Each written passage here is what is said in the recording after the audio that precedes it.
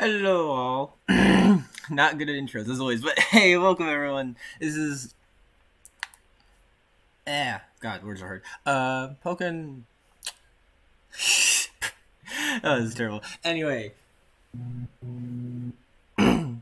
welcome to the first and don't know how often we'll do this, but welcome to the Pokkén Podcast featuring me. I'm your main host, Jukem. Oh, hi, I'm Mewtater. Oh my god. I'm happy I'm not the only one who's not prepared for this. Yeah, Shadowcat here. This is terrible. Anyway.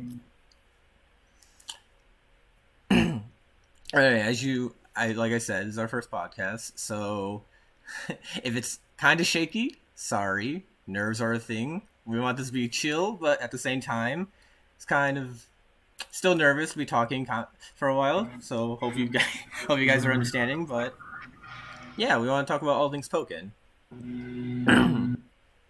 So Mewtater, you mentioned before you wanted to talk about Pokken's history first, right? Yeah. Alright, we have a bunch of tournament sets. You can see this massive tabs that Jukem has pulled up. Preparation. We have a bunch of different tournaments, tournament playlists pulled up for this stream. Which one should we start with? That's a good one. Probably the earliest to start with first. Why don't we start with Bim? Bim versus Catfight. Bim. Anything notable in this? I know you are most you know the most about 2016 Pokken here probably. Yeah, so this is actually one that Shadow suggested, but this is probably gonna be a set where like you see a ton of you see Diglett on the screen. Like there's probably gonna be a ton of shield break shit along with them. Yeah, Reshiram. This is crazy. Reshiram versus Diglett. This is like you just never see these anymore. Yeah. Oh, nice.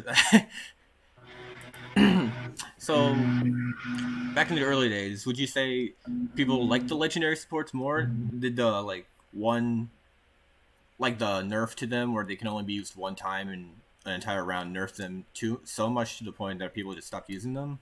I know breaks in the Yveltal was really big as well during this time. I think that personally, the one-time use thing didn't really affect them that much in the long term, like in the grand scheme of things. But I think that knowing that you can't get them more than once, even if you run support cheer, does discourage people from using them. But they also just got nerfed in other ways too. Like Yveltal's mainly just got nerfed to Breakson. Yes. But like Reshiram was just insanely strong when it launched, and it lost a lot of the stuff that made it really, really strong. Like game-breakingly strong. Oh yeah, because it dealt like full damage to shields, right? Yeah, it put your shield down to like one tap. One tap. Server wait. Can we see? Oh, which is just like insane. Was this before that? Because his shield right there, was that an arcade exclusive thing, or did that much shield damage? It was in the first patch, so I'm guessing this is just after it. I do think Catfight liked to use it even after the nerf a little bit, just because it pushed him to full screen. Reshiram's still not a bad support, it's just less common now. Makes sense. Shadowcat, how familiar are you with old school Pokken? Because I know you played a lot, correct? But you just couldn't go to any events, right? Right. Yeah, legendaries like Yveltal, Reshiram, they were pretty. I want to say as breaks in, they were like stupidly good to the fact that for Yveltal, I can just basically call it on hit and basically you can get it again within 7 seconds or 5 seconds, which is ridiculous. But I think they were all strong.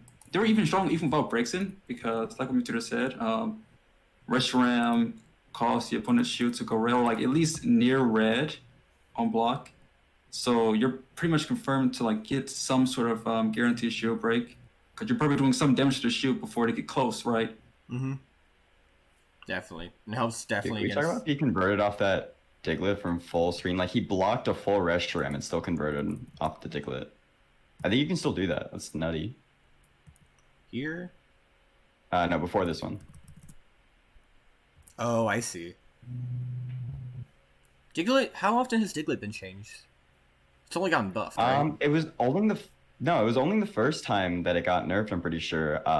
It didn't do as much shield damage, I think. Like, they just made it to where you can't shield break with it. Because that was the big thing, is Bim was breaking everybody's shields with Diglett setups. Oh, with the seeds too. Yeah. That makes sense. Like, he was just, like, he broke shields, like, every single game. It wasn't, like, rare.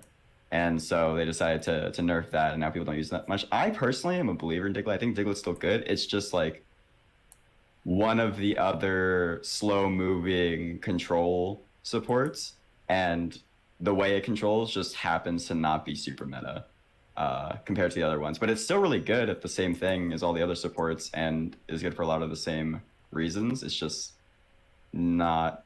The situations where it's optimal don't come up as often anymore. Makes sense. But it's still good.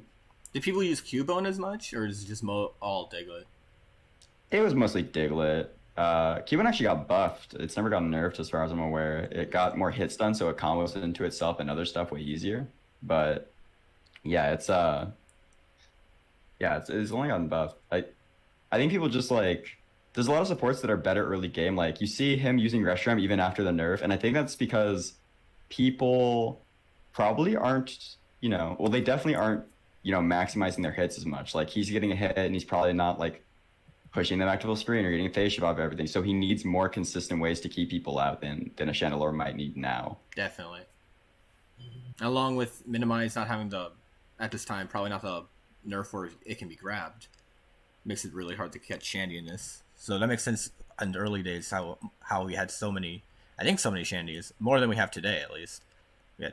Yeah, we definitely had more Shandies back in the day than we do now, especially at the top level. We had Angbad, Catfight. I want to say there's one that's not coming to my mind right now. Did Twixie start in 2016? No, I don't think he did. He definitely didn't start going to stuff and like taking games and stuff. He was more of 2017 is when he started going ham. Apadong was one too as well, who played.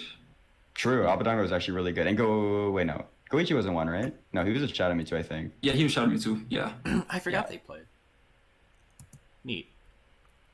21 hits in field. Wow, Diglett does do a lot of hits.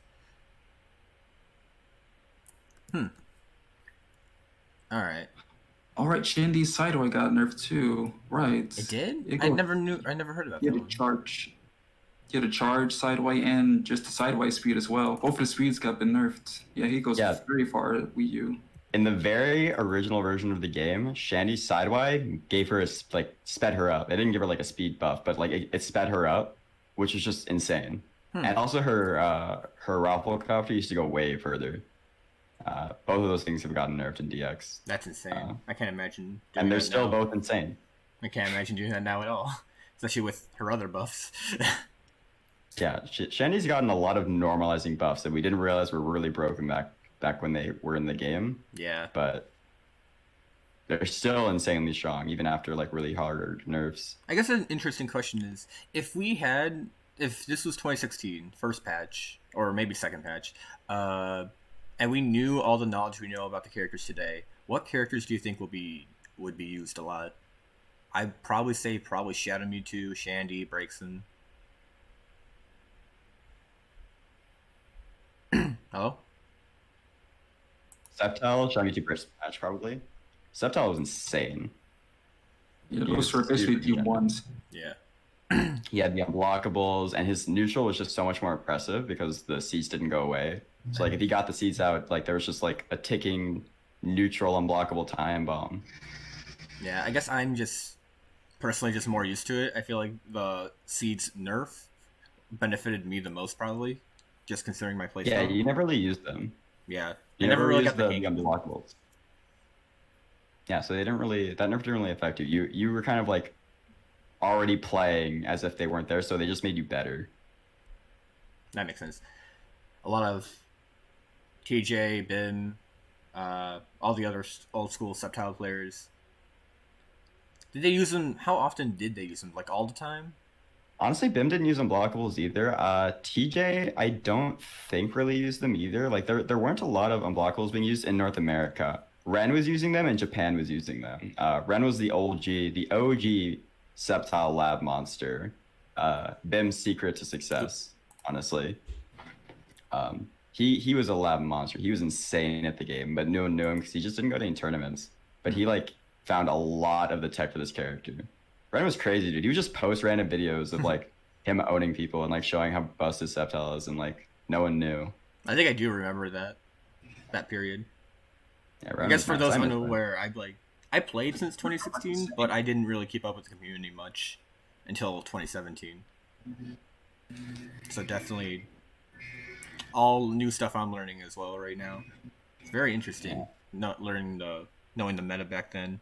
Like kind of similar to today, where there's lots of breaks and no other characters' buffs have really changed that much, besides like the new characters existing, and probably certain other characters too. But like for the most part, there's a lot of characters that overlap with back in the old day if we knew like all their broken stuff. Oh yeah, Mewtwo would probably still be a lot better. I think he was mostly the same character, but his bad matchups or his like more evenish matchups became bad matchups in DX. It just like pair just got buffed around him, where he stayed kind of the same, maybe slightly worse in DX.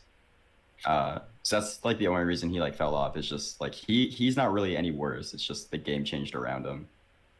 So he'd probably be a really popular pick. He'd probably be like the #1 pocket because he's like the most simple to pick up and go with out of all those 4 characters. Yeah, he's got something for the most forgiving. Oh, sorry. No, you're good. He's got like a tool for like every situation. Basically. Yeah, pretty much. And those tools did more damage. Yep. Anyway, should we get to another set then? Learning all. Yeah, we can. Yeah. All right. So, which one do you want to talk about? You want to go to a later date, or you still want to go in 2016? Let's just hop to like whatever the next one is. Yeah, it should be Cowboy versus Cyberman, right? Catfight versus Cyberman? Yes. Yeah. Yeah. It's one of these tabs. One sec. It's that one. Oh, was that that one? one? That's Catfight versus Mins. That was Mins. But I think that one's in it. Is it? I think it's in that I'll just go playlist. Catfight versus Cyberman. It's alright.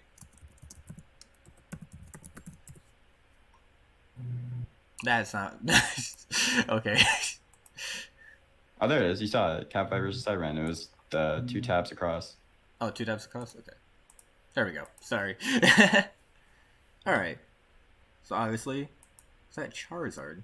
I'm not familiar with Cyberman, so I wasn't unsure about who he picked.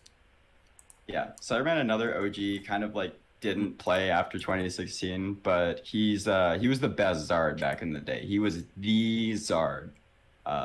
Didn't really go to a lot of events, but online he was a killer, and when he did go to events, he did really well. Like Catfight, you guys have to remember, Catfight was one of the best players in North America at the time. And he's in grand finals against him.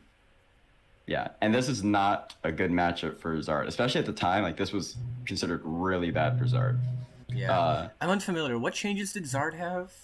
Did J6Y? It was more just like, huh? Oh, sorry. Did J6Y not delete projectiles back then? Yeah, it didn't delete projectiles back then. That was new to DX. But it wasn't really any buffs. In fact, his J6Y pops Smog now, so it honestly is like a little bit worse. Ooh. It's like one of the only matches where it negatively impacted him. It was more just like a meta thing. Like obviously, like Zard's very movement-heavy character. He wasn't able. Ooh. Players weren't quite ready to maneuver around Shandy's options as well back then, and also minimize not being grabbable. Makes it hard for a grappler to grapple. Definitely. Yeah, that's crazy. Let's just watch it. Let's just watch it. Let's just watch. Yeah, something that I saw earlier in this life I was really neat was him avoiding overheat. Right after this, like the movement, I'm like, even back then people realized Inferno's not really good, so they were like, it's only good for movement. Yeah, that was really good. Cyberman is utilizing his movement better than anyone by far back during this time. He was just ahead of the game, for sure. Nice shield pressure. Which is what made this set so insane. Oh yeah, and this was also when Charizard's burst had in frame 1 invul, right? Yeah, that's right. I forgot. Oh yes, that is so right. I blocked that out from my memory. God. Yes, now you only remember Krogon capping it, your worst enemy. I'd rather that. I'll take Gunk having it over Zard any day. That was the dumbest thing when Zard had frame 1 invul on his burst in the air. That was so dumb. Did Zard have His frame burst 1? is so dumb. Did Zard have frame 1 invul when he used it on the ground too? Or was it just in the air? No, just in the air. Just in the air. Okay, so just like Gunk. Okay. Very interesting. I'm learning so much as well. I'm like, damn, nothing's actually changed since Wii U days.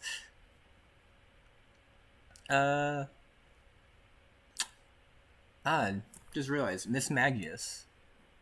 How often was that used as well? Because I know I'm asking a lot of questions, but like I'm genuinely curious because I was not a not paying lot. attention to I other think it tournaments. was. There's a was decent not used a amount, lot. but not. It was like crazy amount, no. probably just Roxo and like Catfight. Yeah. I don't think it really anyone's really using it. Maybe Double if you count him back in the day as well. Mm-hmm. Because Double used tons of different supports, but yeah, it wasn't like a super popular support. This was more unique to him. Let's see. Oh, I guess speaking of supports, real quick, Shadowcat, you always played Braixen since day one, right? Yes. Besides Yveltal, obviously, what other supports were really good for Braixen back in the day? What are supports? So back in the day, Latios was pretty good too. Latios, Jafelto, Reshiram, and I want to say Dragon Knight was up there too. I mean, Dragon Knight has been always great. Hasn't really got any nerfs, but those are like the typical 3 that's been abused with Braixen. But she can use basically any support in the game since they weren't one use. Yeah, But those are like the 3 strongest for Braixen at the time. I see. Oh, minimize. Oh wow, wait. Oh, so Was that this was gonna be a punish? Oh, he dropped his punish. no. I think that was probably gonna have the same scenario. You know how certain burst attacks, like when they hit but drop, you can't combo after them, like Shadow Mewtwo's. That might have. No. I mean the Catfight missed his burst attack. He missed the punish. Yeah. He minimized the burst, and he did it, but he popped too early because Zard's burst is super active. Yeah. Look at that combo. That So was much really good for the time. Honestly, it's still good now. Missing his stagger. I see Shandy This is players. what make Catfight. Yeah, this is what made Catfight so good back then is his ability, like his willingness to like box with people. Like he'd actually come from fighting games. So he actually was able to like fight people up close instead of just trying to shoot people from like full screen and like cracking when people got really close to him. He was willing to fight people to get them back out, and that's kind of set him apart. I know he was just trying to bait with that J8X right there. He's really good. His fundamentals are definitely like helping him so much against characters like Charizard, which is already a winning matchup for him back in the day. Definitely something that caught my interest was before that. He's also really good at these shield break setups with Mismag, using Will-O-Wisp, and then fully charged laser, obviously. I think he probably used that a lot back in the day. That makes... Yeah, I think he probably realized before other people like how good attack buff was on Shandy and Field. You just pop shields like no one's business. Definitely. Anyway. Probably gonna say anyway a lot. Yeah, even though the Shandy like nowadays we would probably like say like, you know, she doesn't really need that attack buff to break someone's shield and Field, like pretty guaranteed. Her field is so good. But back in the day, like that's more of a we're not refined yet, and this is just gonna guarantee like my guaranteed value out of this field phase.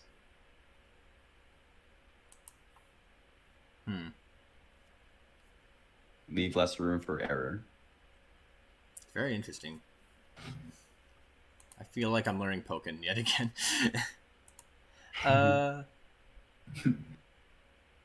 Alright. What set should we look at next? We have more Apex sets, obviously. None of this is playing. We have more Apex sets, obviously. Do you guys remember? Oh, we had PK Sparks. I forgot we had him as another Shandy player. Oh, yeah, there's another one. Oh, yeah, PK Sparks, yeah. We could watch... Oh, yeah, Chaz, you mentioned you wanted to look at Seattle Regionals, right? Oh, yeah, we could look at Seattle Regionals, sure. Any set you had in mind? Why don't we watch... Honestly, let's just go straight to Grand Final. Sheer versus Bad Intent. 8 minutes long. Yeah. So Uh, this was this was an unexpected grands too, because I think this was Shear's first major, and I mean this is a lot of people's first major, but there was like Alistair there. Alistair was the favorite to win it, I'm pretty sure. how far did he get? Yeah, people like T-Lock. He got like third or fourth, I think. There was Chan, Alistair, me, T-Lock, lots of like people who were really good at the time, and this was like not expected to be The what grand we saw in finals. Grands. Alistair was definitely one of the favorites, for sure. People wouldn't have expected him not to be here. So it's a big deal. And also, Sheer, up until this point, had played nothing but Weavile, and people knew him for Weavile. I see. But he specifically, this was back really before we knew like almost anything about the game. This is baby Pokken. And the reason why this was so Ooh. huge Sorry. is because of that right there, the Leaf Storms. He realized Leaf Storm is just an easy punish to Blaze Kicks, because it's frame one like invuln to the to all frame the one follow-ups. anti-air or whatever. Yeah, frame one anti-air frames. So So if it's just a free punish as long as he was reacting in time. Yep.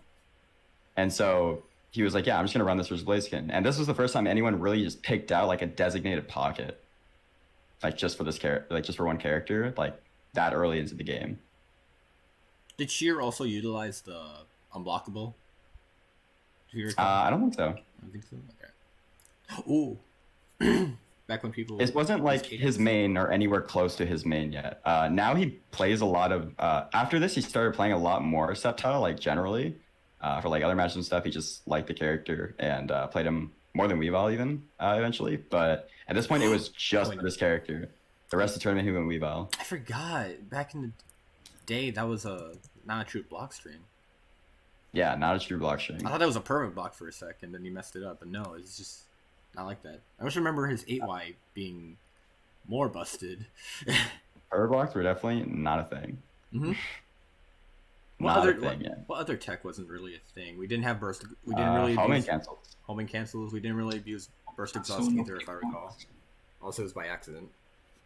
I mean, no one does that now. That's fair. Dang. Entirely But fair.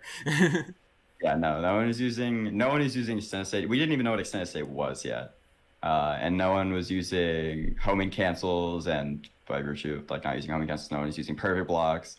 This was very bare bones Pokken, very bare bones Pokken, and no one was really using height properties either, which is why this is such a Why except how for it's the getting time rid it of was so 75 big X's. brain. Yeah, for the time it was so big brain because no one like knew height properties, so no one like him just leaf storming every single blaze kick was actually like mind blowing at the time. We had no idea the blaze kick could just or the Sceptile could just do that Hmm. and like shut this character down. Also, the reason why I brought up Seattle Regionals in the first place is because random stages, if you notice. Yep. I remember that. Yeah, I remember you football mentioned on that, that, right? Yeah. One and only major. The The one and only major played on all random stages. That had to be terrible. It was. I can just imagine. Oh my goodness. Do you think that I might got have eliminated on Magic Card Festival. Do you think that might have affected who got into grands in the long run, or like for I mean, certain I'm sure it matches? swayed. Like, I'm sure it added some inconsistency to some matches. Yeah, I'm sure it had some effect on it. But I think people placed mostly where they should have. We weren't really like using the stage as like precisely as we are now, anyways. It was just like some like as far as we were concerned, it was like sometimes stage big, sometimes stage small. I see. Yeah. I also noticed back in the day, people seem to be using Fennekin more than Emolga, at least in what Bad Intent's using right now. Yeah, probably because people didn't really realize the tactical advantage of like meter steel and no crits gives. And also no one really knew the punishes for Fennekin. Mm-hmm. On top of that, Emolga was just a really popular support, so if you just were running Emolga anyways, and you're like, I need a reversal, you just pick Emolga or Fennekin. Yeah. I'm just surprised considering a full screen, like Fennekin can get you out of situations, but we still had Umbreon, so I'm surprised people would pick. I guess people didn't think too highly of Espeon at the time, so people were like you said, they'd have Fennekin, but if they need to use Emolga for whatever reason, they just have both on hand. Yeah, people did not have a lot of supports at their in their toolkits yet. So it's like people pick their support set and then they would use both a lot. So I'm assuming that Benta just used a lot of Emolga and he was like, I'll just use Fennekin in this set because he felt like he needed it at the time. But Fennekin was also just good back then because you could combo off of it with some characters sometimes. You could and it was plus on block. And no one had punishes on deck for them, so it's good. Makes sense. Oh, I forgot how small this character select screen was. Yeah, all the support selection. Support selection, yeah. I forgot in Wii U too, you could only have 3 readily available when you go online and do stuff. Alright, that was the thing too. Yeah, that was awful. How did it affect you, Shadowcat, considering you made breaks in when you wanted to I want to try something else? Just keep on switching over and over again was not fun. It was not fun at all. Battle 71. Hated by it. the way. And to go into my town every goddamn night. Awful. No one reset their the score. It's Battle 71. Yeah, people still don't do that though. I still don't do that. I should do it more. It's just a habit. You should. It's just a habit of mashing A. Masher. I mean, I play Sceptile on the Top players always mashing A. Always mashing A. I mean, Aquajet. Yeah, that's your game plan. You just smash it, you win, you push big button. Big brain. Small brain, big button. Do you mind if Chaz, how embarrassed are you if we looked at your set with Alistair here? Incredibly. Incredibly? Do you mind? Because I'm interested in how Mewtwo and Suicune played back then. Go for it. Go for it? Okay. You could probably explain it a lot better too, that way. Dude, I don't know what I was thinking. You don't know what you were thinking? Yeah. Hey, Kino, what's up? Yeah, check Discord. Let me go check real quick. Check Discord? Yeah, there's been multiple majors we had, probably every once or twice a month. We had a few this month actually. We had 2 in January, I believe. Didn't we? Frosty and Frostfire? I'm sorry, what? Sorry. How many majors do we have this year? Oh, sorry. Someone's asking the question in the chat. See how many majors we get for every so often, every month or so. Yeah, before COVID hit, it was we were getting 1 to 2 majors every single month. Pokken actually did pretty well offline. We pulled pretty consistent people to events really often. They never struggled with getting to events.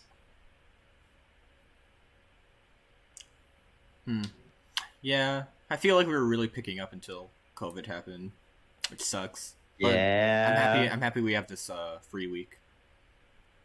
True. This is definitely nice. All right, now. Sorry, just one sec, guys. Sharing streams with them, they're lagging behind a bit, so I kind of want to fix that real quick. So 1 sec. Sorry. And get us in sync with you a little bit more. Yeah. Oh, sorry. I forgot to do it. I'm so sorry. There we go. There we go. All right, there we go. We are good. Wait. Now we are good. I almost forgot. That's the most important part. Anyway, your match against Alistair. All right, this is gonna be awful.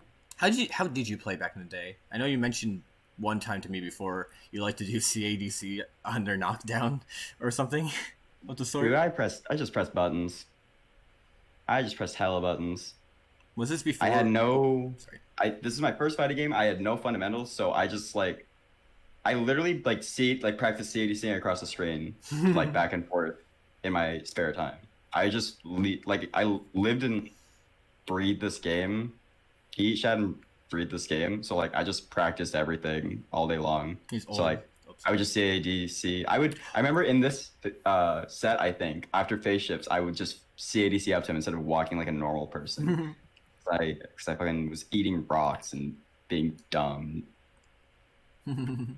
It's awful. I forgot Mewtwo's homing 2 was the same as his burst back in the day. Yeah. Oh, there's me using the frame trap. That used to catch everything. So if they press CA or burst or use a support, that used to be a frame trap. I remember that. Yeah, it was still unsafe. I don't know why he did. Like, I guess he just didn't punish me. Like, he just missed it. Probably. It's also Suicune, so Suicune's grab isn't I-11, right? Yeah, but he can AY me. Oh, that is A. Whoa. Whoa. Yeah. And also I see you using that's the last one past the old frame trap. Yeah, I used for Krogan back in the day too. Your buddy, partner in crime. Yeah. How much damage did homing attack do back in the day? I don't know, like 130 something was dumb. 130, damn, that is stupid. That's really stupid. Like 134 or something. That's a lot. Yeah, my goal was to just get going and don't stop going. Like, I just made people guess 24/7. I can relate to that. That was my style too. It was my first fighting game too. Usually, I mean, besides Smash, obviously, because I played freaking For Glory, but like actual first like traditional type of fighting game. Like, look at that CADC after I get the hit. It's like, oh, I dropped the combo. I guess I will CADC up to him now because I'm Hacker Man. I'm so fast. My fingers are so fast. I'm a melee player, man. Here's mashing in the background. Yeah, like that. Oh, he's also using Fennekin, huh? He was just not respecting him all, guys. See? Look at me, I'm so good. You grabbed him. Grab. That was kind of a wolf grab, not gonna lie though. I guess he's next level. Wait, that was a guess, that wasn't a reaction. Well, like, I reacted to him, I probably reacted to him CAing and then was like, I think he's just gonna dash forward. Oh yeah, Suicune doesn't have the double JY in burst. And also, wasn't it... But I also... I just not noticed that. Really? Yeah. Wasn't his burst super slow? Like the slowest yes, it was slower before. You could react to it. I never reacted to it, but people said that you could react to it with grab. Wow. You can do that with Empoleon too, right? Or I think you can react with jump. Yeah, if you're looking for it. That makes sense. Yeah, it was a really bad burst. And then they buffed it. I know it still had that thing where if you hit the counter, like even without the crit, it got boosted in power and came out like instantly. Yeah. That was always the thing back then. Actually, I don't know if it always did that. I think it was like even if you hit it, it was really slow. I do recall it being like that, where it just like it activated right away. And that was the one thing from 2016 about like, I do remember hearing about that. Well, maybe it's still activated faster, but it still wasn't as fast as it is now. Maybe. But yeah. Yeah, dude, my playstyle was just hyper guessy. Degenerate. Hyper guessy. Yes. Do you ever use silver? I had no fundamentals. I had no fundamentals. I literally just labbed combos and like pressing buttons fast. Yeah. Same for me too. Mine was just like, for the longest time I did not know how to do Sceptile's bread and butter because I did not know I can angle the JY. And that's how you're or move myself forward while doing it. Because normally if you don't hold down, they get pushed farther away and you can't actually combo into like another 5x. Yeah. Nice telekinesis. Anyway, I'll stop torturing you with the set. Alright, we got other Apex matches. Do you guys recall any other... We got more Cyberman stuff.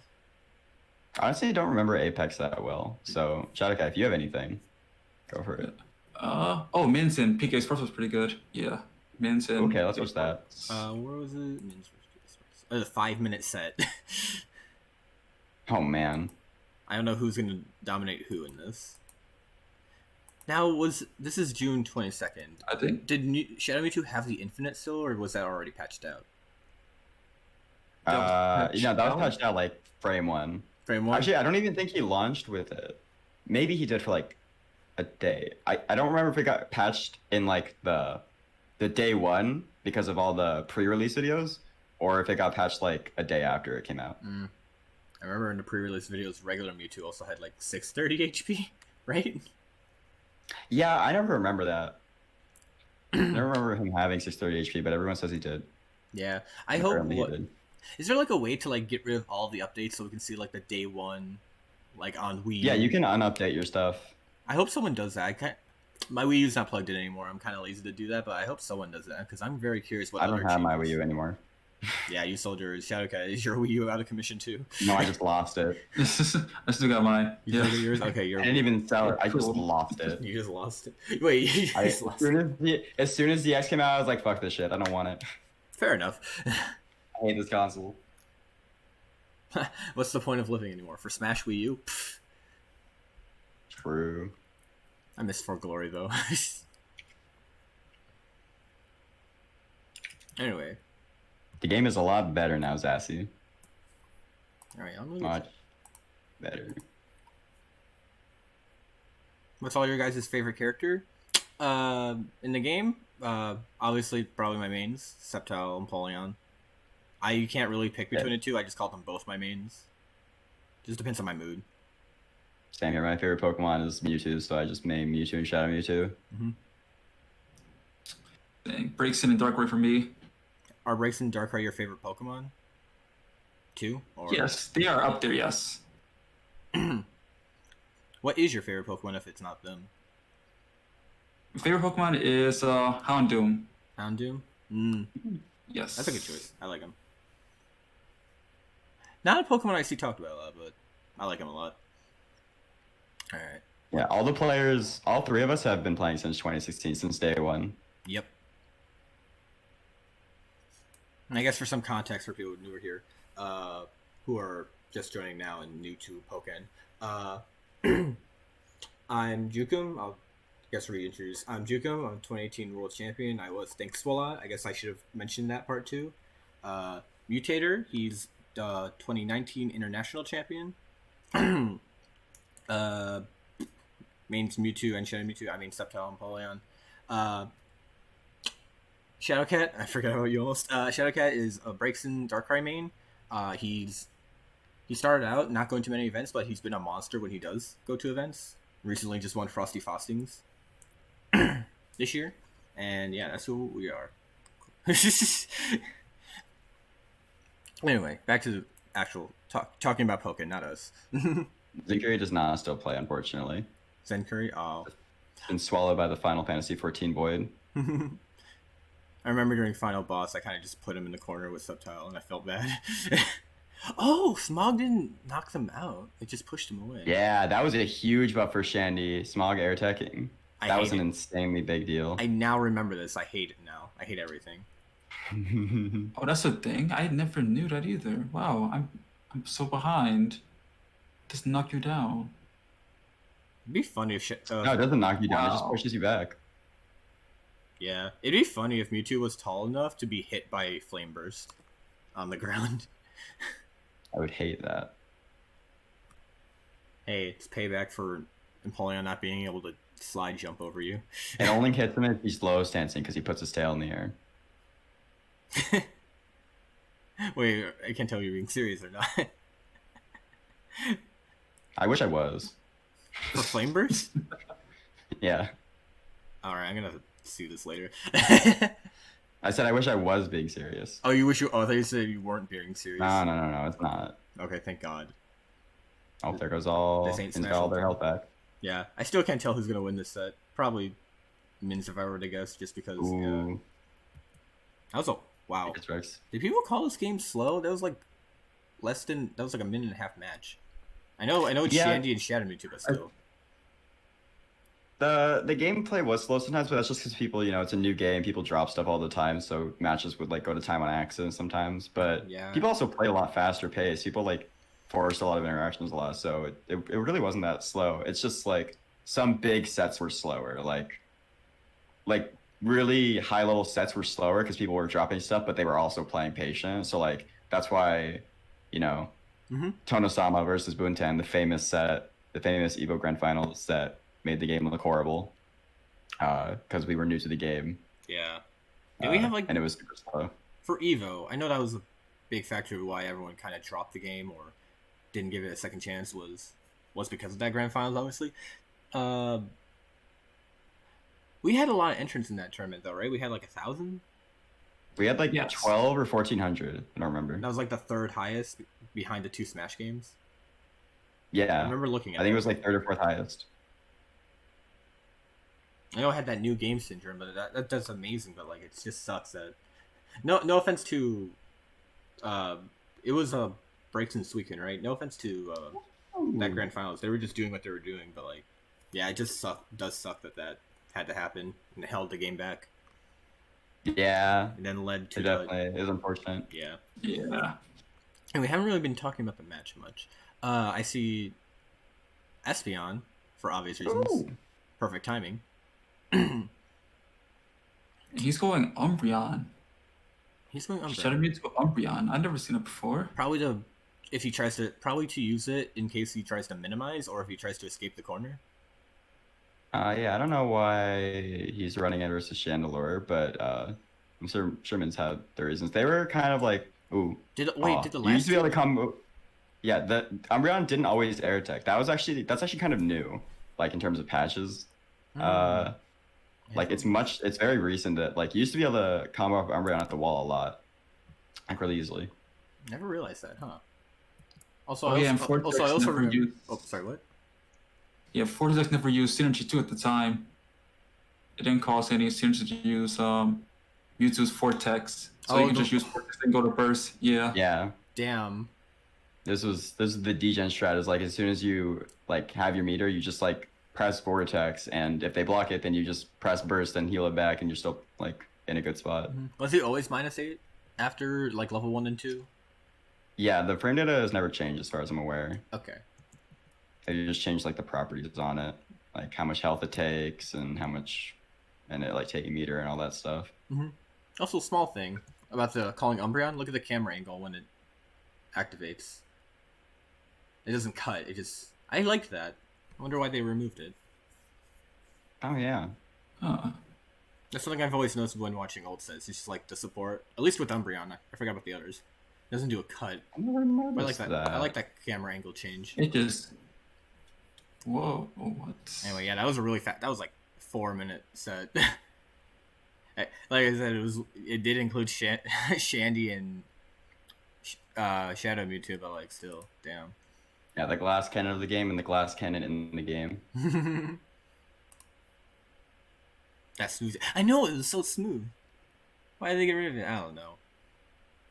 To make the, I don't know. People were complaining about the game not being fast enough, so maybe there was like cut to Umbreon. Oh yeah, I guess going back on that, I had something in my mind talking about the speed of the game. Oh yeah, some people's biggest complaints about it was how slow everything was with phase shifts and everything, right? And time out. Yeah, all the what's happening. pauses and stuff. Yeah. Anyway, we should probably look at one more set. We've been going on for this for a while. What you want to go in 2016 or you want to go into like a little later set? We got 2017. Chaz, I know you mentioned you wanted to show Thulius versus Azazel. That was like legendary, I think you said, or something. Is a really good. Oh, set. I just said it's one of my favorite sets in the game. Shadowcat's the one who suggested the set, but yeah, this is one of my favorite sets ever. But I think I know you said that you wanted to end the stream in about like 10 minutes from now. I don't know if you're like trying to stick to that schedule. Oh no, I'm just that's what Shadowcat suggested. I'm just fine doing however we like. I just don't want to also go for like too long, and I'd also like to talk about some other topics like how to get into Pokken. We talked about the meta a bit. I guess we could talk about real quick how the meta is today. Real quick, and then we could talk about unless you want to watch one set first, the Thulius one. If you want, we could watch Evo Grand Finals. Ooh, that'd be good. Yeah, let's We could watch That'd be a good. Yeah, we could talk about Evo Grand Finals, and And then we get could to that put on stuff, yeah. Evo Grand Finals, and then we could probably just talk about like the meta today, and then if anything notable happens in this set, we could talk about it too. Yeah. That's good for y'all. Yes. Yes, sound good. Sound good. we can talk about why this set happened the way it did. It's on the official Pokkén channel. Oh, how many dislikes are on this? Oh, not that many actually. This was uploaded a day after my birthday. I forgot how this went, by the way. Jeez. I know it was a lot of Yveltals. Like, yeah. It was a lot of Yveltal, and this is back when So Tono-sama is amazing, but he was the definitive best player in the world at the time. Mm-hmm. And he played Braixen, who in this patch was hella lame, and this matchup was one of the lamest matchups.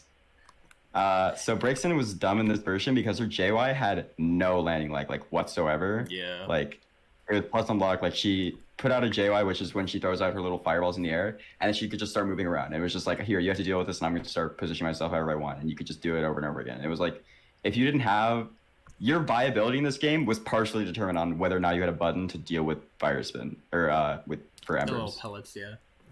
Yeah, I think that move alone was just changed the whole matchup, really. Yeah. I think that it changed the whole your whole character's viability. Mm-hmm.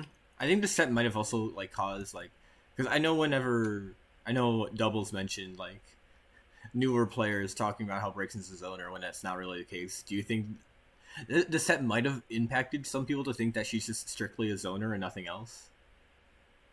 Considering the JY. Yeah, this set actually made people in general think that this game was zony. When it's not. It's definitely not like a zone-focused game. But this matchup is, because this matchup, Mirror Code also didn't pierce at the time. So Suicune had no options to actually deal with embers. You would just Mirror Code it, and then Braixen would light screen it, and then you would do it again. You say Braixen was the best character in the game back in the day? Yeah, free. Yes. Even with Shadow Mewtwo not having pillar hits done?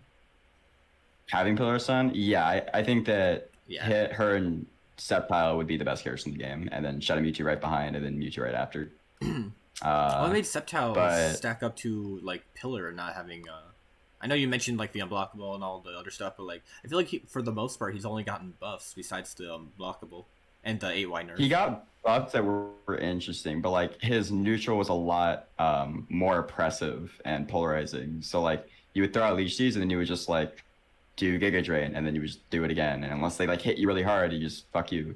That is true. That is very oppressive, actually. Yeah.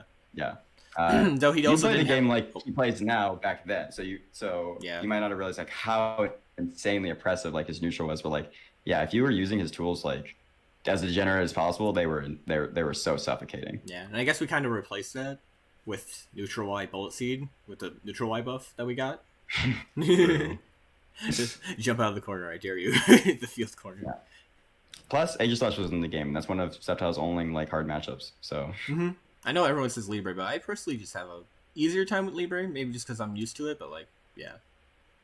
Yeah, I have no idea what that matchup's like, but yeah, he had pretty much no bad matchups. Arguably only one. Oh, he stole that round. So let's go Boontan. But yeah, this matchup was definitely really slow in pace because this matchup is Braixen throwing out that move we were talking about, the Embers, over and over again. And Boontan just needs to find a way to deal with it, and he would mirror code it, and then Tono-sama would screen it and then do it again, and that was just how it kind of went. And it was a lot of that for just a really long drawn out grand finals. Tono-sama was also playing amazing as well. He was squeezing in sunny days where no one was doing that before. He was playing phenomenally. And if you love the game, it was still fun to watch, but to an outsider, it looks bad. Yeah. And that's just how it unfortunately went. If I saw this, I didn't see this when it happened, and I didn't see it until a year later.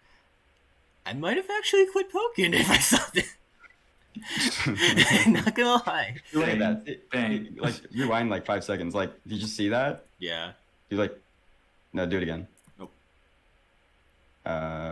Yeah, like that. Damn. If you see how she had no end lag on her JY, so she would just throw that out, and he would try and throw something to catch her, and just you can't catch her. The Embers go at a certain speed, or they're fast but also slow, kind of.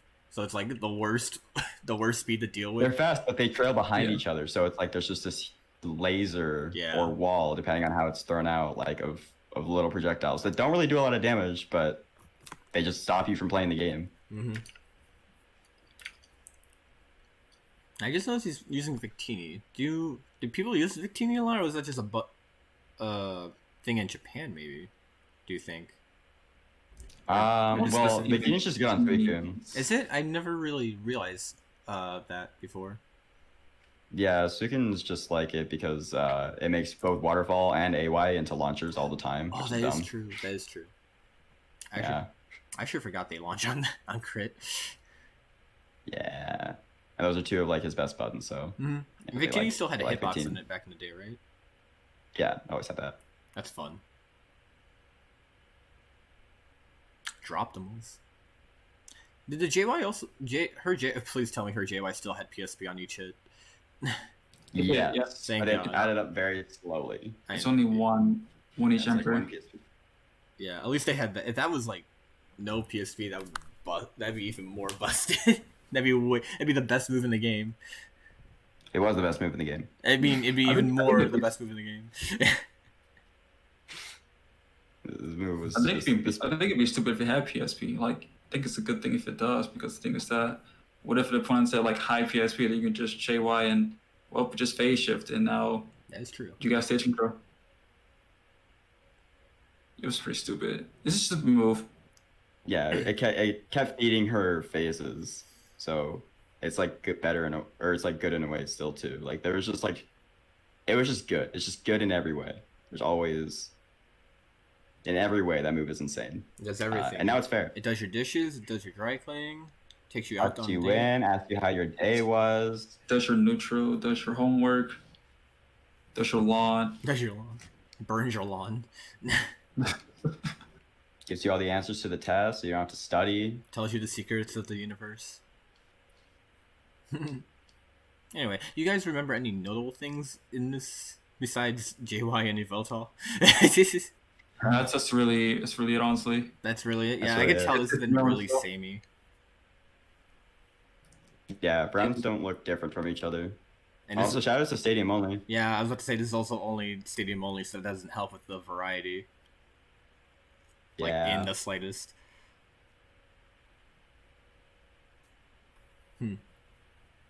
Yeah, I'll speed up a little bit. This is a 34-minute set. Yeah, this took. Oh my god. Yeah. How long It did? took a while. Oh yeah, and this took 10. This was the game 10, right? It might have. I think it was in about 3-1, I believe. The reset. The reset was a 3-1, and then Yeah. I believe. probably like Yeah. 8 games. Yeah, 8 games. A decently Every time long I keep set, going to a but random very part of it, long it's game. always him calling Yveltal. Yeah, really. Yeah. And Yveltal also has one of the a really long call animation, so there's just tons of long pauses on top of the very slow gameplay. Yeah, It's very hard to watch from an outsider's perspective. I can completely understand being turned off. Honestly, it's hard. I don't enjoy watching. I'll be honest. Yeah. And you don't even get the cool animation at the end for the final like hit to win. It was just like 3 taps and you're dead. They even get sci-fi. Yeah. Rip. Yeah. Anyway. DX is a much better game, and Definitely. no one should ever argue otherwise. Mhm. It's so much better. All right. I think we should be good with words. I think we're good with watching the remaining sets. We should be fine. I think we talked about All right. healthy amount of time. So your tier lists that you both made. I want to talk about the meta today. Like I mentioned before, since we have a lot of the familiar faces from Wii U days, Braixen, Subtile, Mewtwo, Shadow Mewtwo, a lot of familiar faces. But we also have the newcomers, obviously. And was Libre? Wait, I got a question. Libre and Lucario, how popular were they back in the day? Because I know. They were considered. Lucario didn't. People were really dumb and didn't understand what made characters good. So people were like, Lucario goes even with everybody. He doesn't lose to anybody. Because he's the Ryu. So that means he's mid tier because people are dumb. Oh, we were all fighting in baby. I remember you mentioned that. Yeah. Same thing with Weavile. But yeah, people eventually realized like, no, that's not how video games work, and they were like, yeah, he's really good.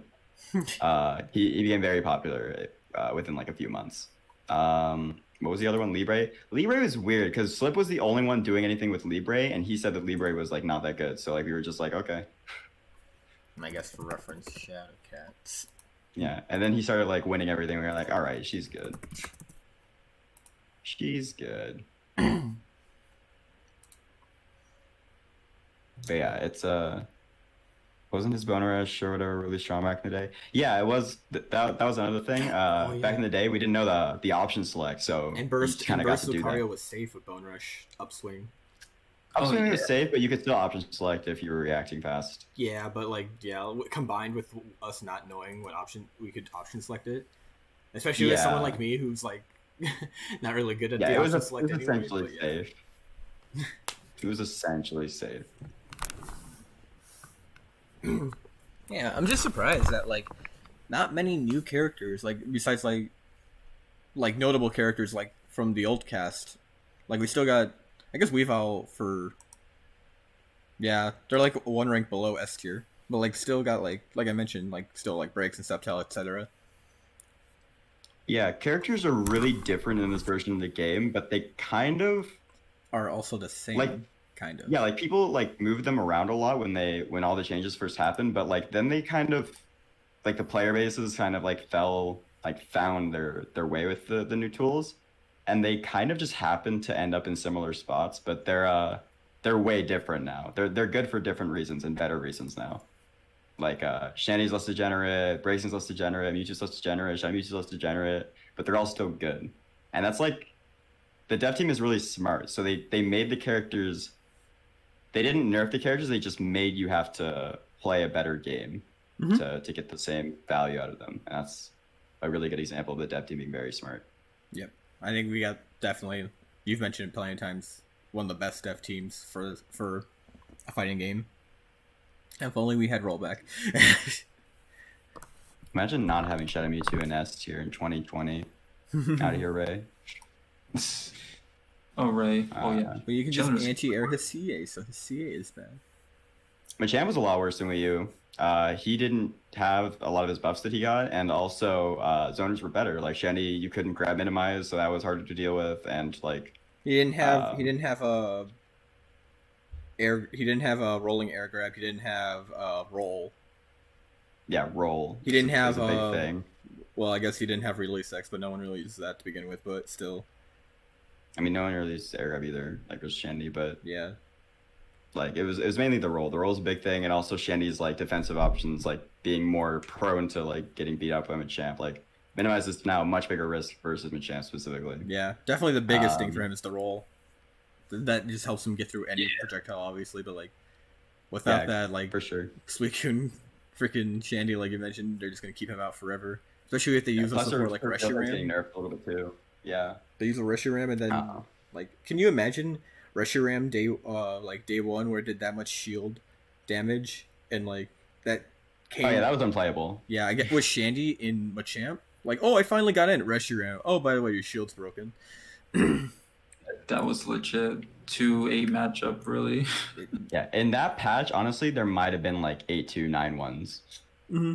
I could If definitely we perfected that patch, like breaks in probably would just 9-1 Machamp. Yeah, I think you're right. It's definitely 9-1 Machamp for both Shandy and Braixen. Yeah, probably. It would be awful. But he has Karate Chop. He could just Karate Chop it all. No. Karate Chop Reshiram, bro. Karate Chop, let's go. Karate Chop these holy pillars. That's like the that's like the I'm gonna fist fight God thing. Yeah, game's in a much better place now. Much healthier gameplay. Very, very good. Mm-hmm. I feel like Pikachu hasn't really changed that much. He got buffs, but it's not like serious buffs. The buffs were definitely good. I think Like they were they really good. definitely helped them, but a lot of the way people use them are kind of gimmicky. But they're definitely very useful. I think a lot of the mid tier characters got buffed really well, and it just kind Gardevoir? of closed the gap. Yeah, like Gardevoir got insanely buffed. So did Blaziken. But they're both kind of in similar spots. Well, actually, Gardevoir is probably the worst character in Wii U. Yeah, So now she's definitely a lot better. I've heard of that before. And Blazing was probably down there pretty close with her. And they both got like really good buffs, but they're still like on the lower end. But that's fine. They're in good spots now. They can actually like play a lot better. If we push that version of the game to like its fullest, they would probably be. There would be unviable characters, but we're in this version, and that's not the case. So I'm curious. I'm kind of curious about this too. Wingtide's asking, why is Machamp so low on your guys' tier list? Just because he's been so oppressive. I know NA has a hard time learning the matchup because we don't have it, but still, I think he is probably a few spots higher at minimum. Not like top 5 or S tier, but like probably maybe around here, probably like in between. Machamp, Yeah, I'll say struggles. Machamp struggles a lot more than we'll realize for a long time because we are not good at the matchup. Yeah. And we won't be for a long time unless a Machamp comes along and we can actually learn it. Yeah, I think I showed kind of that you could kind of deal with him when I played Wingtide and player in the Invitational. It was still really hard though, but like I think you can play around it kind of, not easily, but like there's a point where it's like in your favor if you can play around it, especially with like Sceptile's traps. Yeah, there's a lot of characters I think that would give Machamp a lot more trouble. Right in this current meta, like if you pick up a champ, you'll be fine. Yeah. But if the meta was like Shandy, Gardevoir. Just think about like ideal play, and ideal play, Machamp does like he's good. He's plenty good. You can still win shit with him. Like you'll be fine. But like he does struggle with a lot of things. Like he does struggle with like Lucario probably like beats Machamp or is like a really hard 50-50 for Machamp at like top level. If like a Lucario is willing to play it like really, really slow and smart. Yeah, he struggles a lot in mid-range, like mid-range pokes. Yeah, and people are like, yes, he does. Yes, he struggles a lot. But people don't know how to do that. People don't know how to actually like make Machamps like deal with that weakness. They don't know how to exploit it. No one knows how to take advantage of that. So it doesn't. Machamps don't really feel like the weight of their weaknesses right now. And that's why people think the Machamp is better than he is. He does have the options to deal with those situations, but some of them can be like, I guess, like going back to like roll, like he obviously has roll for like projectiles, but like not as only is it slow, but like he could be hit like right out of it, right after, most likely. So like those he still has options. Yeah, he has options. It's just those options aren't like. But he still has losing matchups. Like he still has like I think more losing matchups than like a couple like Wingtide says. Like I still think.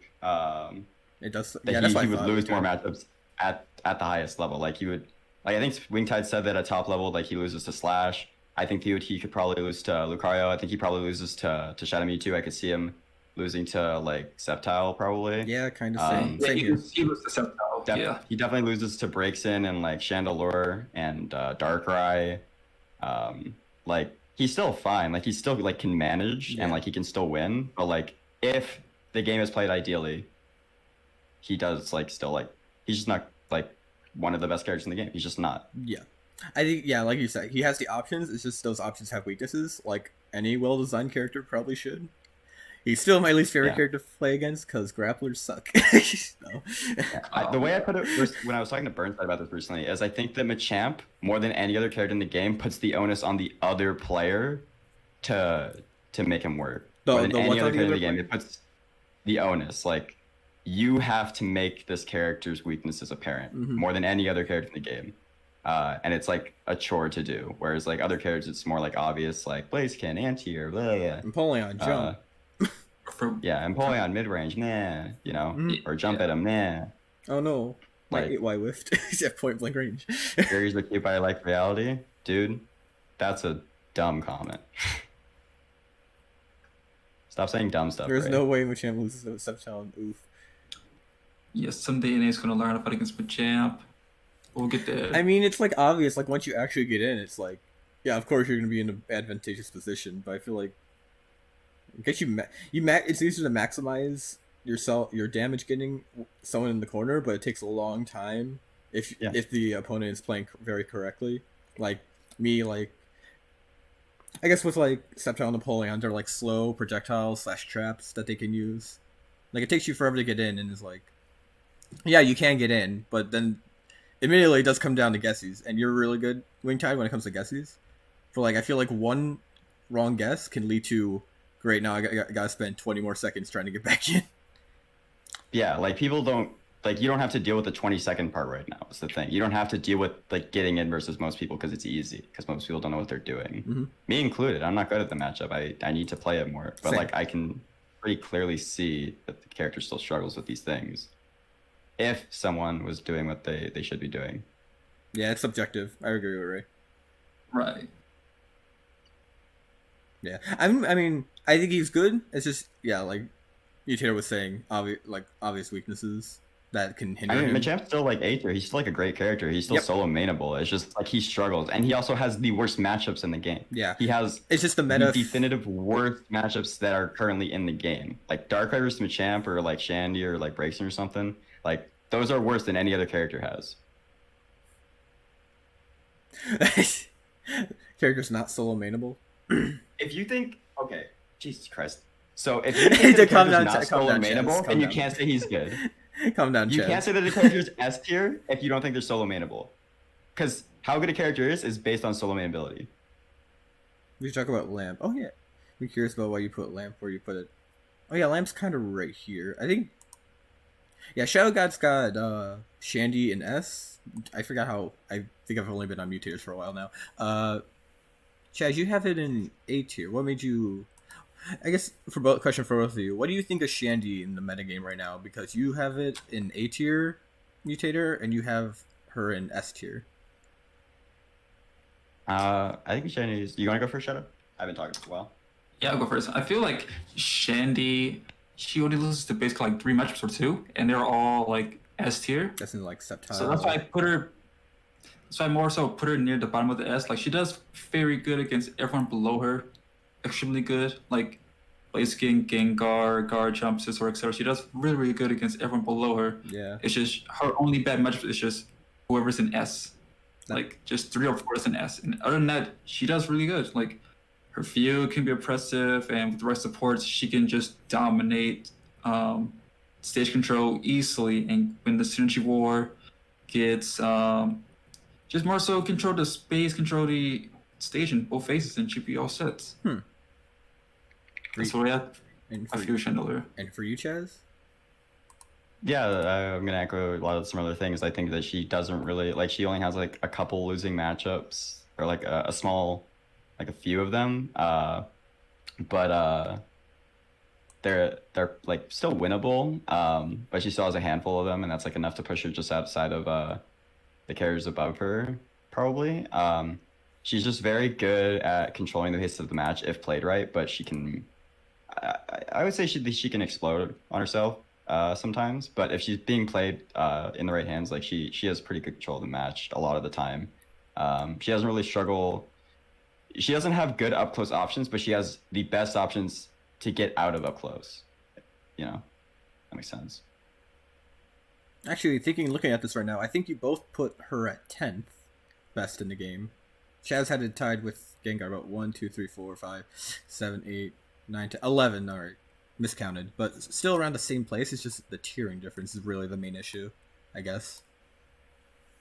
So I guess not really that much of a big difference actually, but still one that's like, because Shadowcat you put an A+ tier obviously, so just the structure of the tier list, but they're kind of relatively the same still, I'd assume.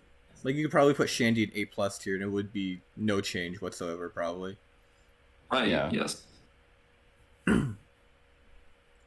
Very interesting. There was one character I want to talk about real quick. I forgot. Shoot, I forgot.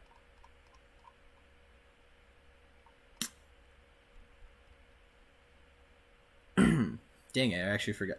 I guess we can't talk about the B tier because Blastoise tier anyway. So you have more characters in B tier. I know Empoleon, Krogunk, and Blastoise are usually the ones that are put in B tier, but why Charizard? And why is it tied with Empoleon? Is he really as restricted as Empoleon? Yeah, I would say so. I think that like he has a lot of struggle matchups like Empoleon too that are still like doable. He's kind of like similar to Machamp in that he has a lot of struggle matchups, but they're not quite as bad, but he has more of them, and he doesn't have any of the polarizing, like, important winning matchups that Machamp has.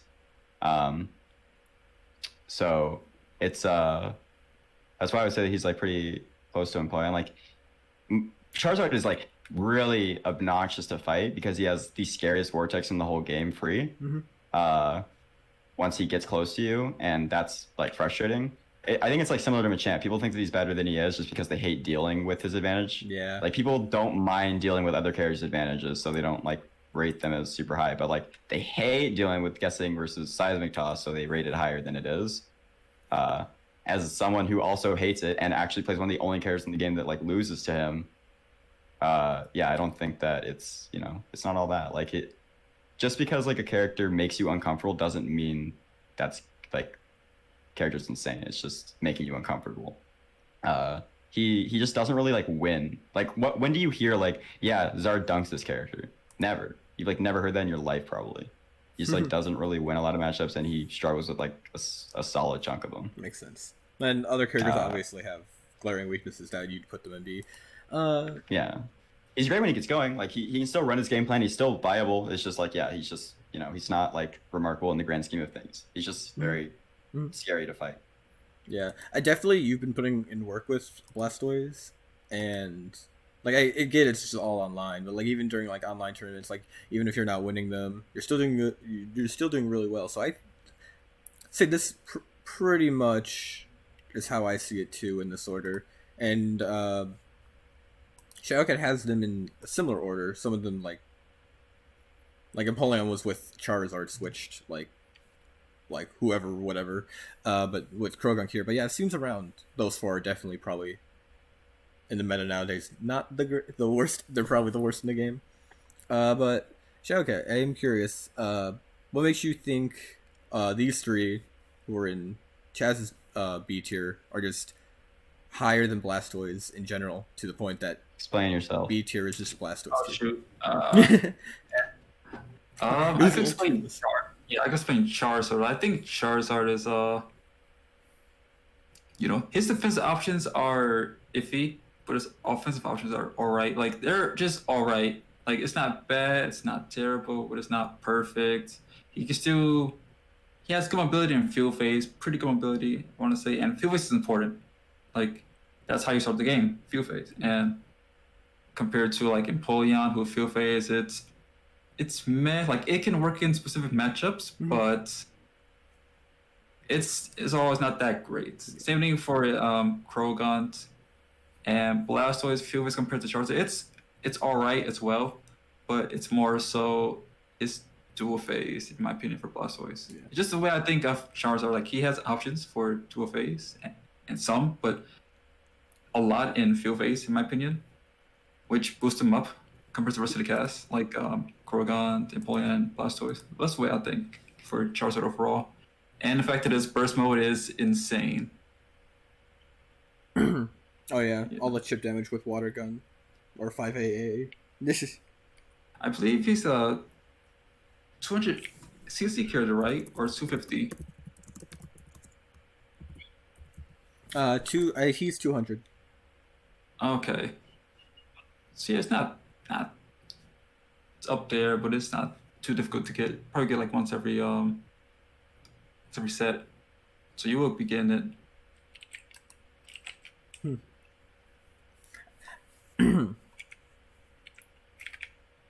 Yeah. Yeah. But they are like, sometimes I wonder like how important like a tier difference is, even if they're in the same order. Like I guess that the main difference is like one person thinks, like I guess for this instance, like Charizard is the fourth worst character in the game for both of your lists. Well, tied with Empoleon here, but like same difference. Just one person just thinks more highly of Charizard's advantages, less so their disadvantages compared to the other person, which I do find very interesting. They do kind of end up ending at the same result though, kind of, just in the case of still fourth worst character in the game. But yeah, still very interesting. One thing that you did mention I kind of want to go with Empoleon. Talk about Empoleon just for a sec. I think Empoleon's matchup, I got very bad opinions on everything. I don't think he does that bad against most of the top tiers. I know people say his field's awful, but I kind of gotten used to it at the point. You might probably just say, like, I've gotten, like, used to it, or, like, I'm just, like, the exception or something. But I feel like his field isn't as bad as people say. Like, there's obviously better ones, like, and certain matchups make it impossible to get in and field, like, against Gardevoir, who is luckily not a top tier. But, like, for the current meta, I kind of want to talk more about this on at a later date. Maybe not on the podcast here, but, like, I feel like certain matchups for him, like, I think Braixen could be even, to be honest. I know everyone in field says the field phase is free because you just flame charge everything, but that also means you have to react to flame. You have to wait, and that just allows Empoleon to get in. So I guess there's just like a lot of situations people like to make dramatic for Empoleon, where it's just like, oh, he can't do this, but then you could just do the opposite because the opponent is just either waiting or pressing a button to abuse that one glaring weakness he has. At least that's just my opinion on him. Well, I feel on that. Yeah, it's more so using the weakness as an advantage. Yeah. Yeah. Like, they gotta wait to beat your options. Well, if they wait, then just use it that time to get closer, and then you got a bit more options to deal with. Mm-hmm. You know. Mm-hmm. So that, exactly. Yeah. I feel like not just I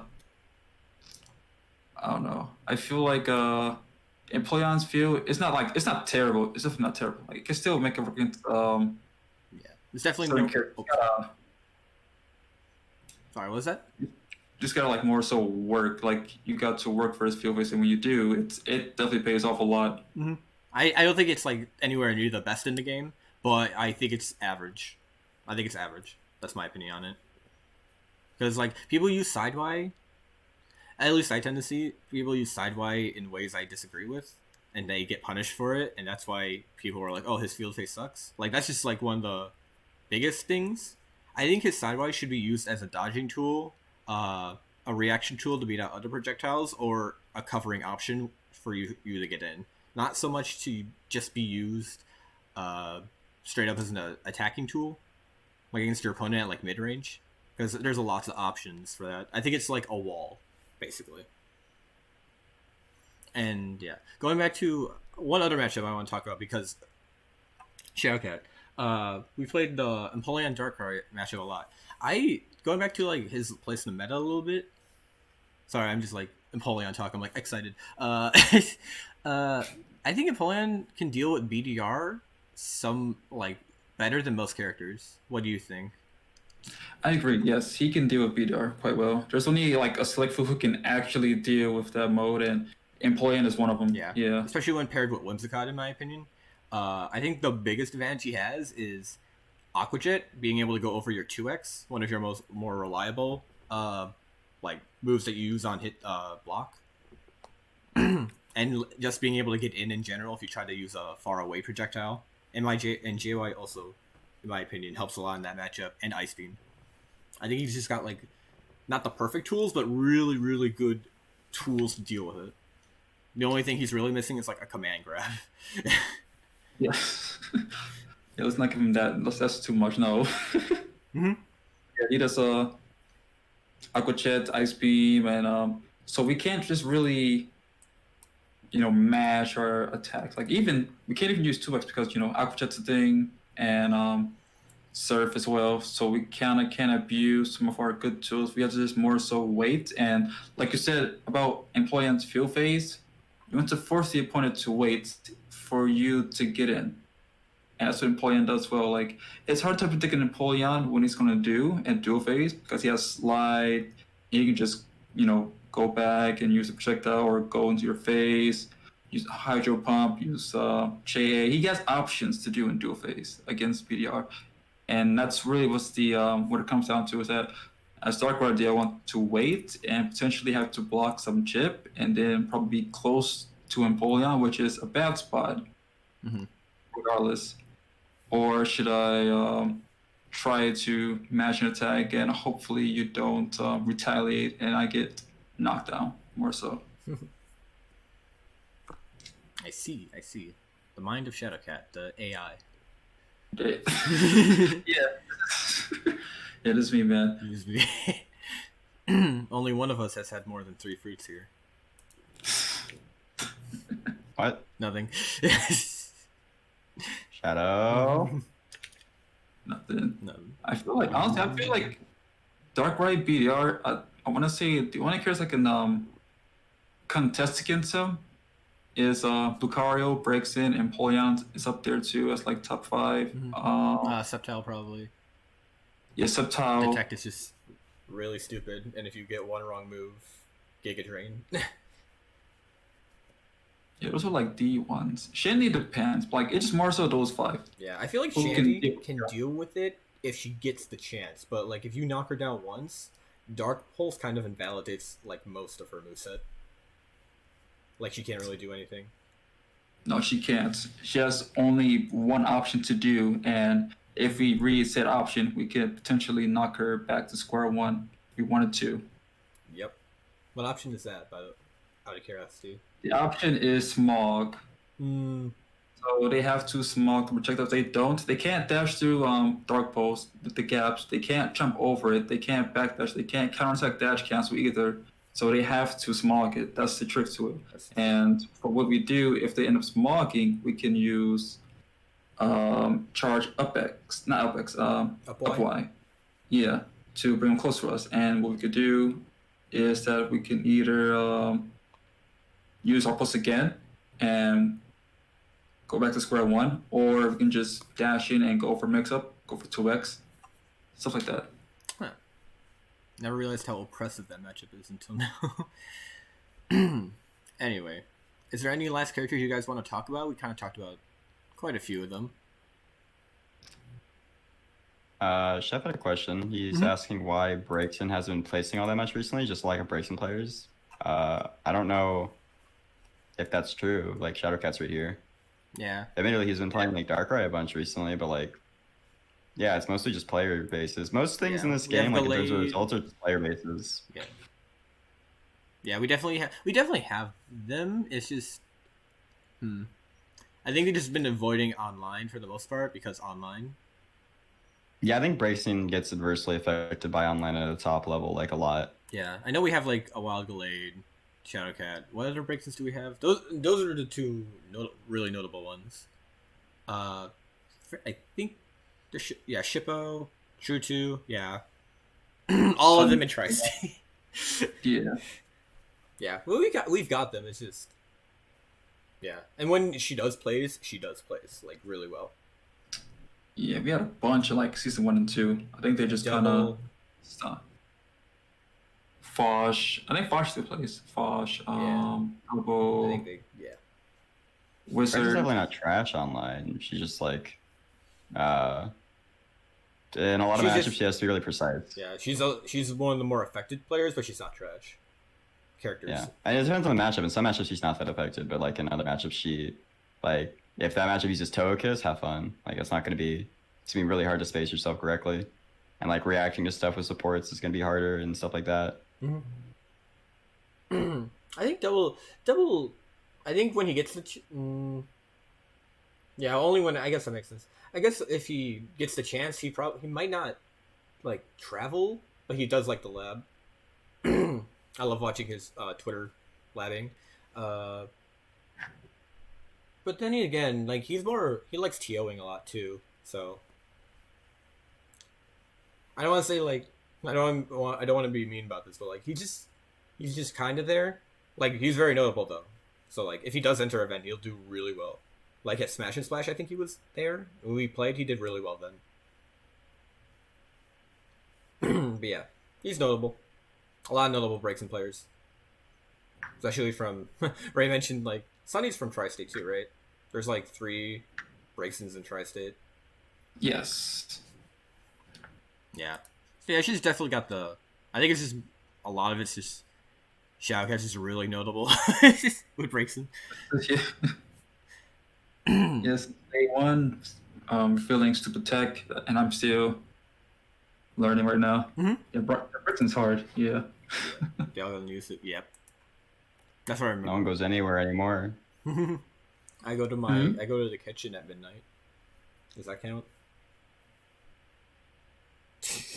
That just sounds sad now. Yeah. All right. Breaks in. Where do we go next? Do you want to talk about? We have like 40 viewers right now. You guys want to talk about all the resources for getting into the game? I think now is a good time to talk about it. That's a good time, unless you guys have any last things to say about like any of the characters and the meta or anything. Any quick things. Let's go ahead and plug all the community shit, and then we can answer some questions people ask right now while we do it afterwards. Mm-hmm. Here, Mewtater. Why don't you write down like as we're doing this, write down questions, ask in the chat, and we can go through them at the end. Got you. Probably should have asked this. Probably should have tried doing this at the beginning, but oh well. Go chill mode. It's not your fault. Don't worry. Get rid of these trash tiers. I need to make a tier list. All right. So obviously, a lot of things that sorry, something in my throat randomly came up. So there's lots of resources. Obviously, anyone who's new here. We got the frame data sheet. Obviously, it has all the characters in the game for the latest update 1.3. Even some of the more specific stuff, like I guess Krogan RNG stuff. Everything about it. Everything's in it. We also got the support list, obviously. How long they charge, how much damage they do, other effects like piercing, like unblockable. What they do, like debuffs, buffs, obviously like how plus or minus you are. We also got like other specific stuff that goes in depth for some of the supports, like Pachi Risu nullifying both Pachi and Whimsicott nullify projectiles. So we got sections for what projectiles they delete, and that's kind of it. But like yeah, we got like I said, all the characters in the game. You can study all their frame data. That's the most important, obviously, and the key, obviously. I guess just for reference, the most negative you can be. This is very notable. The most negative you can be while still being safe is -8. -12 is usually when you're punishable by frame 11 moves, like most grabs. Most characters have a frame 11 move. The only ones who don't are Shandy and Blastoise. Is that correct, guys? Is Shandy and Blastoise the only ones who do not have a frame 11? At all in their kit? Yeah, they're the only ones. They're the only ones, yeah. Not even their grabs. Yeah. All this. Oh yeah, and moves have height properties, obviously. Good to pay attention to those. Every character has their height property listed. Because you should just go over this in case. Obviously, the frame the attack comes out, block, hit. I might need to look at this key myself, but yeah, basically, all that good stuff. Burnside actually made a bunch of graphics showcasing some of the other stuff, like that you could probably find in the frame data sheet, but like it looks a lot better and it's easier to understand, in my opinion. So like burst attack damage. I guess I'll show all of these for those who are curious. Burst attack damage. Obviously, the numbers too. Character breakdown. This is a sheet that shows all the characters in the game. I don't think Blastoise and Aegislash have been on here, unless there's an updated version. And what characters they're like similar to, like their characteristics, their archetype. Tells you all about that stuff, all that good stuff. You got the character health. Should be very easy to understand. Most health in the game is 660. Lowest health in the game is 480 by Shadow Mewtwo and 510 for a few others. How fast your counterattack comes out. This usually affects like how long you actually armor some moves. So like characters with 27, like it's fast for 27 frames. I'm not sure that's exactly how long they have a counterattack up, but basically the more you have the longer it takes, the more armor you get. That's kind of the trade-off, is what I'm trying to say. Holding attack speed, pretty self-explanatory. How fast your X move and field phases that you can do the follow-ups for. Fastest in the game, 17 frames, 25 frames for the slowest. Shield health. Certain characters have weaker shields than others. There's only 4 characters in the game with weak shields, these 4, and only 3 characters in the game, these 3. Everyone else it's mostly simple. It's really simplified. There are some characters that seem to be like they might have a strong shield, like Machamp or Garchomp, but no, it's very important to like look at this. I'll look at this to understand like if you try to do like shield break setups or just realize how a potential shield break setup that you could do like on the fly, stuff like that. Support charge times. Each support has their own first, like each support. Some of them have like 1 charge time, and then after you use it, they have a different charge time. So like for example, Magikarp, the first time it charges usually has 50 seconds, but after you use it, it's only 30 seconds. So some players like to use cheer skills, which I will go over real quick. There's a cheer skill that gives you support right at the beginning of the round. So it basically kind of ignores this 50-second time gap. So you can use it, and then the next time it'll be 30 seconds. Some supports, like Latios, like mostly the legendaries, Cresselia, like the big legendaries, not like Mew or whatever. Celebi, or not Celebi, Reshiram, Yveltal, they can only be used once per round. So they only have the 1, which is why Mega Rayquaza is like 10 seconds. It's the lowest, but it can't recharge, so it's balanced out like that.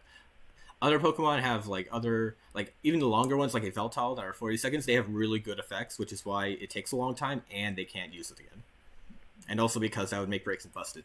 Debuff times for the supports. Some certain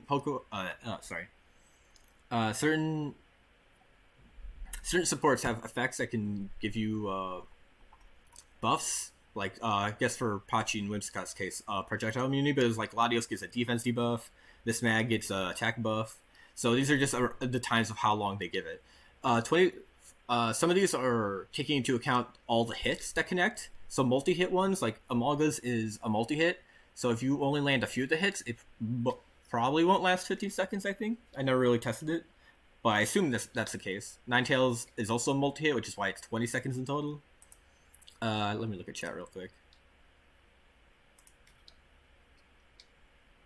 Yeah. Doesn't apply to mythical. Yeah, I guess that is the... Wait, is there any mythical... I'm actually curious now. Any mythical that can't recharge? Yeah, I guess that is the case. Never realized that. Synergy burst duration. Each character has their own amount of time. First off, I should probably go do this one first. They have their own meter size to get into burst in the first place. So characters like Shadow Mewtwo, Pikachu, the Pikachus, and Weavile are the fastest the game meter in the game. 150 is usually the average, though I think it's the exact same amount of characters as 200. Garchomp and Gengar, at least in Gengar's case, it's a really good burst mode, so that's why. But he does have options to drain synergy. And then Mewtwo has the highest in the game because he kind of has every tool to use in every situation to begin with, and he has those tools do cost energy, so it's probably more than 400 really in the long run. Yeah, basically just like it just depends on the size. Like you can see like a phase shift gives you the most synergy from field to duel. You'll be able to notice very easily like how quickly you're going to be gaining synergy throughout the round. And then the last one, how long that burst lasts. So like character like Shadow Mewtwo, he has the lowest in the game, but also the highest synergy. So like he can like constantly get burst modes, which is like in comparison to Pikachu. Pikachu can get multiple in the round, but because it lasts a few more seconds, those seconds are like precious seconds that could be used getting synergy. So that's like the trade-off a little bit, where like you get to stay in burst longer, but you don't gain synergy as fast. But Shadow Mewtwo can be really oppressive if it gets multiple bursts per round, especially with certain supports. Though I think they don't really use those supports much. I think if I recall, you don't use like a synergy buffing support, right? Mewtater with Shadow Mewtwo. No, not generally. It works, but I don't personally run it. Yeah, so I guess you could. Like, probably Jirachi is probably good. Yeah. Savvy used to run that back in the day. Mm-hmm. All right, that one for a long time. Also, shoutouts to Charizard for having the only 11-second burst. What else could we? I had a list. Sorry, 1 sec. Oh yeah, this video. This is a character overview video by Coronation, or just Coro for short. Has a list of all the characters in the game and basically what they can do. Like a short summary of what they can do, and like he has at the end like their like archetype, I think. Yeah, like how easy it is to use them, like their type. Very well in depth video, and I think I'll link it in the chat real quick if anyone wants to like have it up for their own. On their own. We also have Comboster. Comboster makes really good videos in general. Definitely recommend subscribing to him. He has lots of very useful videos. Like in nutshell videos, I think he's starting to post like online, like some of the online tournaments too. So like, and sometimes memes. This video in particular, like, I think it's only 4 minutes, but I think it's a really good video. I remember watching it and really liking it. But he also has like some character specifics. Like I think the only 3 out right now are Decidueye, Scizor, and Gengar.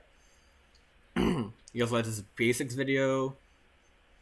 Yeah, very useful person to look up. I'll link him in the chat too. Probably link these. I think these are all for helping newcomers, so I'll just link them all in the chat. Ha! Funny that you mentioned that, Ray Del Empire, because we got you. Ray, Van 10.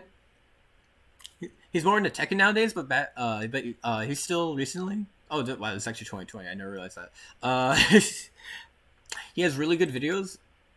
For Pokken, some of the tech in the game too, like doing nothing on like wake ups, because that like extends invincibility. It's really cool, and he goes in depth with them, and they really like them a lot. I think he has another playlist. But I'll just link this playlist. I think the other playlist is in the. Yeah, I think he does have playlists for the other things, unless it's just these 5 things. I just like been not known this entire time. Oh, he's posting sets to the Pokken Assault channel. Oh, I'll link the Pokken Assault channel too, unless someone else wants to link that, and I can briefly mention it. I hope I have links set up for chat. Also, this just came out today, so I'm gonna plug it. I forgot their name. I'm so sorry. Dang, I forgot her name. But it's a really good video. I haven't watched it yet. I am gonna watch it, but like looking at the bottom, like card things that tells you each section, like quick basics, the numpad notation, the dash cancels, throw crushes, counter pierces, red armor. All useful stuff that like it's not complicated, like it's not the complicated stuff, but it's also kind of not the basics at the same time. So it's I think it's a really good video. Like I said, I haven't seen it yet, but I can just tell like with what's in it, it's probably really good. Unless it's in like a different language, but I think it's in English. Wait, we're gonna get started. Yeah, that's English. Yeah. Oh, thank you, Shadow, for the link. I'll just open this up real quick. I hope I'm explaining things very well for you guys. Yeah. Yeah, we got Pokkén DX Assault, their Twitter. I highly recommend following them. They're posting sets, I think highlights maybe, yeah. Or just like latest highlights of tournaments. Yeah. So basically highlights and tournament sets and VODs. So really good, I recommend. And I'll give the YouTube channel too. This playlist. Whew. I don't know. It could have been. I went on the part of the screen and I think I just saw like symbols, like kanji or something. I was closed out. Dang. Anyway, I think that should be it. Let me check my list real quick. Yeah, tons of information, tons. Definitely a lot of information. Like I said, I hope I'm not being too I hope I'm not being complicated. Is what I'm saying. You forgot the most important resource. Discord.gg/Pokken. I was saving that for the end, you nerd. Well, I did it now. Well, frick you. I was just about to Discord mention. is definitely the main hub. I'm doing it. Discord is the main hub of Pokken. That's where we all hang out. Discord and Twitter are like the most active places in the community, but Discord obviously is like a lot better for interacting with people directly. You can find matches there. You can ask questions and get answers really fast in the Pokkén Tournament channel. It's a really good place. People are very nice in there. Mm-hmm. Obviously, if you don't feel comfortable doing it, don't do it. But people are really nice there and very welcoming to newcomers. So. Yep, we got all these roles for like obviously your character. I think we have other roles that talk for like matchmaking. We do weekly. I think they're starting to do weekly online weeklies again. That's the word. But yeah, we got like advice. There's the weeklies and other discussions like tournaments. We even have like old archived event discussions. If that interests you, talking about the past. And obviously the most useful rooms, food and memes, clearly. But yeah. That's most important. The last thing I did want to mention before Mewtater so rudely interrupted me, something small but like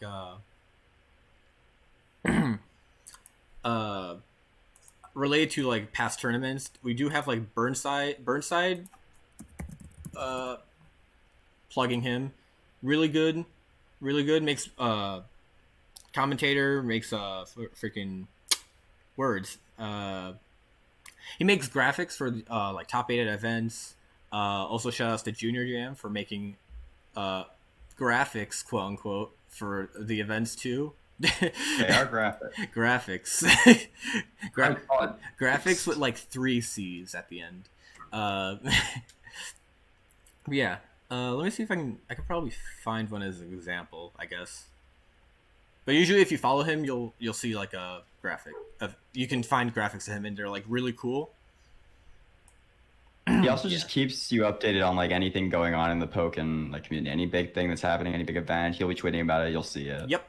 So definitely recommend following him. Also recommend following us. I mean, Alistair. Alistair's also a really big figure in the Pokken community. He's a really cool guy. He has other streams too. Besides Pokken, but he also is just really good at Pokken. Suicune and Mewtwo player and Sceptile player and a lot of other characters probably. Definitely recommend giving him a follow too. Anyone else? I think we're pretty much good. Yeah. All right. How many questions do we have, Chaz? There was just one question, and it was who are the pro players that play Decidueye, and if there are any. And I wrote down Balamar. For NA, we have Balamar, Munster, Slipping Bugs retired, but he had a really good Decidueye that you can still go back and watch VODs of. There's a recent Maverick as well. Oh, sorry. Maverick, you said? I was gonna say Maverick as well. Yeah. Both of them are no longer playing, but there is a recent VOD that you were just gonna mention of Slip at DreamHack Austin. He got to grand finals playing Bird, and Tonosama in Japan, who is one of the best birds in the game right now, if not the best. And then Niet for EU. Yeah. Any other notable Decidueyes? You should be good. Not off the top of my head. All right. Hopefully I'm not forgetting anybody. All right. I think that's covered everything I wanted to talk about. Or, well, we wanted to talk about today. You guys got any last minute things you want to talk about? I've been asking that a lot, but, you know. I can't tell if you mean me or the chat. Well, I was just mentioning in general, so, like, both of you, I guess. No, I think we talked about a lot. Yeah. Any last minute stream? Oh, sorry, what was that? Yeah, we got everything sorted. Yeah. Everything sorted? All right. Well, probably gonna got you. We got you. We plugged you. Yeah. So, any last minute questions from the chat? Anything? Any thoughts about anything? anything about anything about anything? Does it not? I think we're good.